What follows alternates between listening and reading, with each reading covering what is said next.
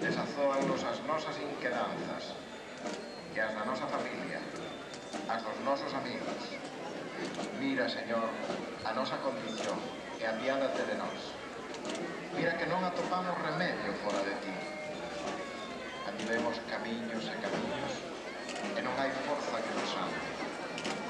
Cremos, Señor, que ti é o noso Salvador.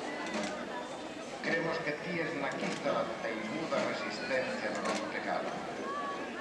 E ao noso corazón renace a esperanza. Señor.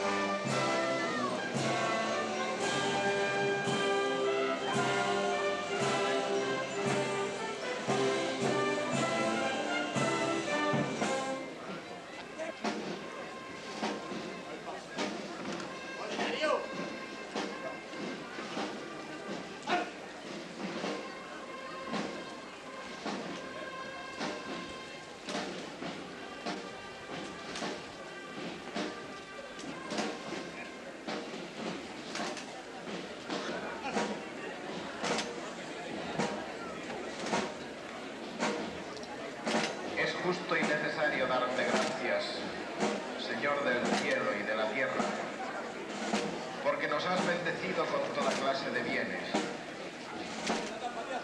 Nos has elegido para ser tus amigos y has preparado para nosotros una mesa donde tú mismo te haces alimento nuestro. Antes de todo principio, tu corazón de Dios era ya un derroche de amor para nosotros. La fuerza de tu espíritu transformador.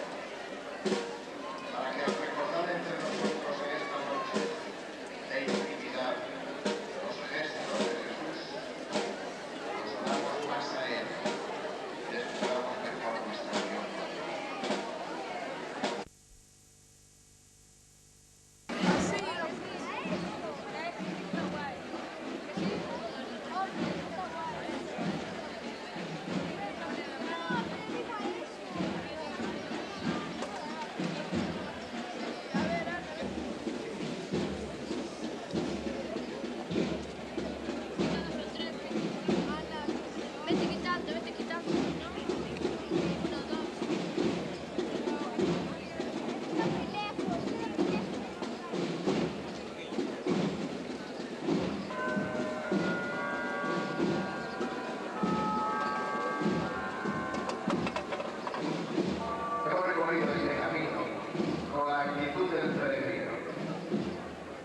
El paso firme, la fuerza renovada del esfuerzo compartido.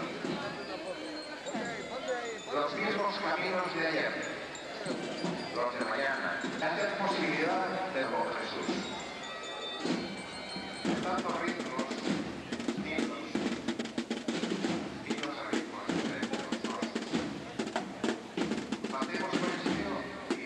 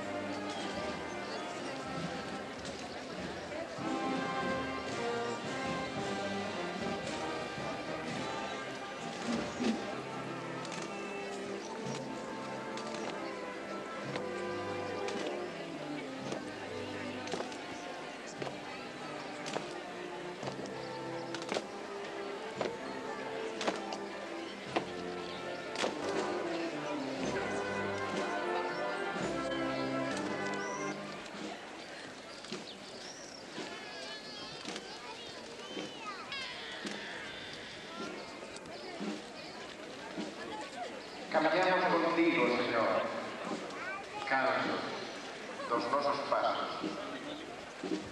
Ben sabes que nos pesan as situacións. A vida é dura. Pero ti vas diante, Señor. Feito pan, forza, alimento. Ti vas con nos como símbolos de vida para todos.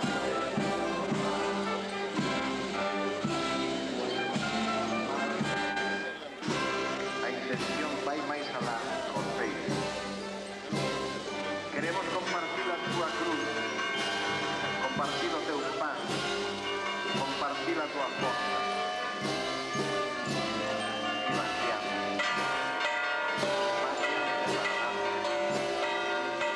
Ti coñeces, Señor.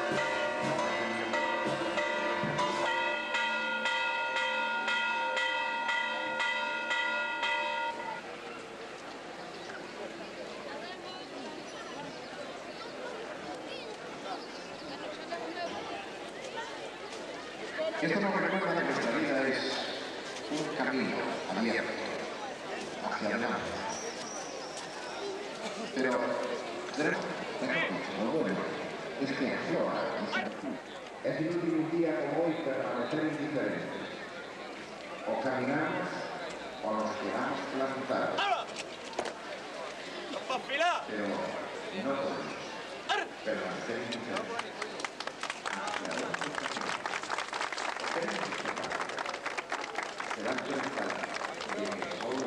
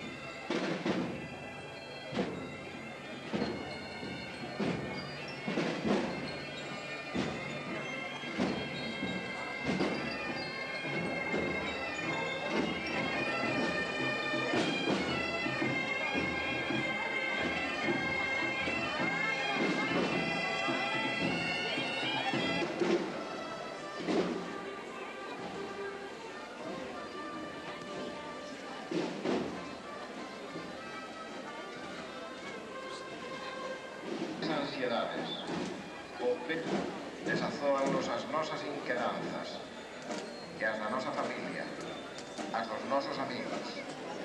Mira, Señor, a nosa condición e apiádate de nós. Mira que non atopamos remedio fora de ti.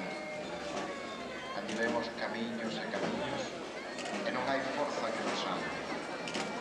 Cremos, Señor, que ti é o noso Salvador. Cremos que ti és na quita da teimuda resistencia do noso pecado.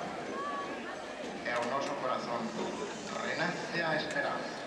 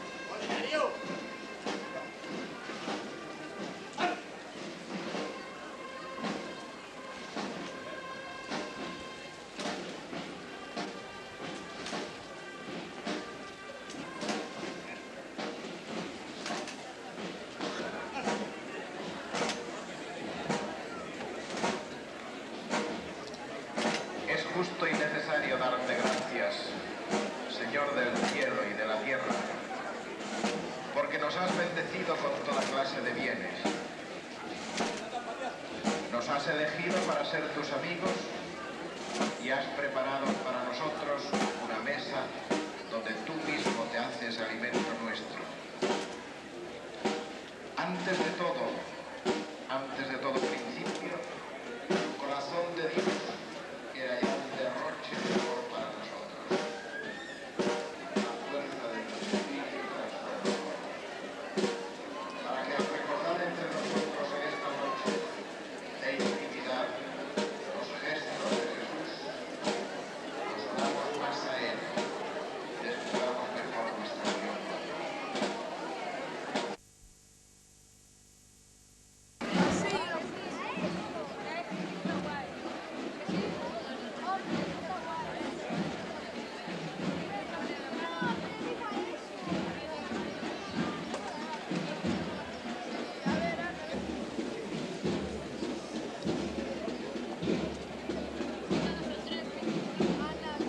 Vete quitando.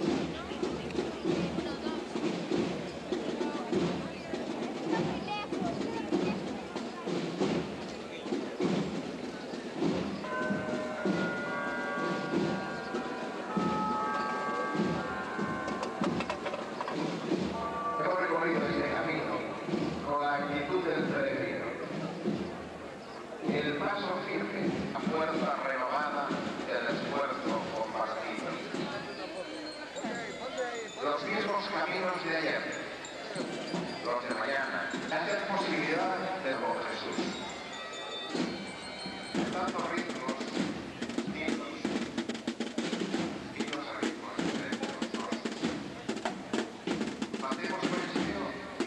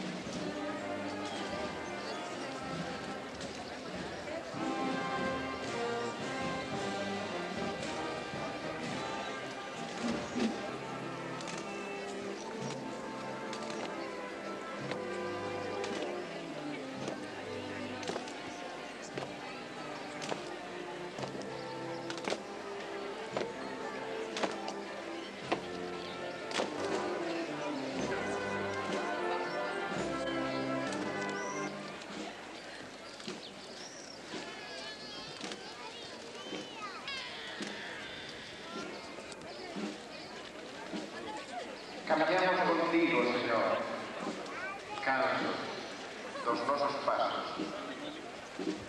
Ben sabes que nos pesan a situación. A vida é dura. Pero ti vas diante, Señor. Feito pan, forza, alimento. Ti vas con nos como símbolos de vida para todos.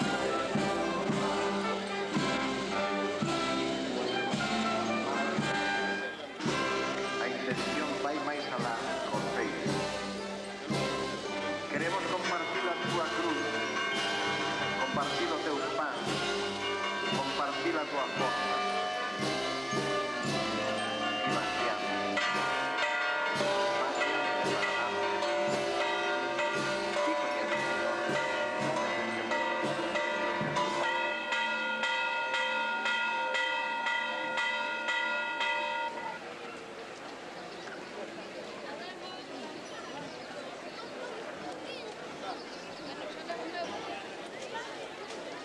Esto nos recuerda que nuestra vida es un camino abierto hacia adelante. Pero tenemos lo bueno es que aflora y se activa. Es inútil un día como hoy permanecer indiferentes. O caminamos o nos quedamos plantados. Pero no podemos permanecer indiferentes.